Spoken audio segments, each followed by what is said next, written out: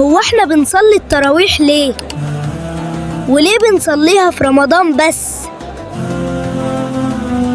أهلا بيكم يا أصحابي، أنا يزن، والنهاردة هنعرف بنصلي صلاة التراويح ليه وتاريخها إيه.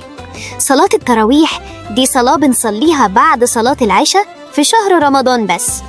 سيدنا النبي عليه الصلاة والسلام كان بيصليها في رمضان، وصلاها كام يوم في المسجد مع الصحابة، وبعدين صلى لوحده في البيت علشان ما تبقاش فرض على المسلمين. وبعد وفاة النبي عليه الصلاة والسلام في زمن سيدنا عمر بن الخطاب رضي الله عنه، جمع الناس يصلوها في المسجد وراء إمام واحد، ومن وقتها والمسلمين بيصلوها كل رمضان. طيب بنصليها ليه؟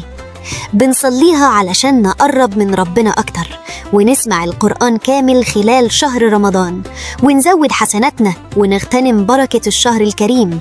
صلاة التراويح سنة مؤكدة، يعني مش فرض، بس ثوابها كبير جدا.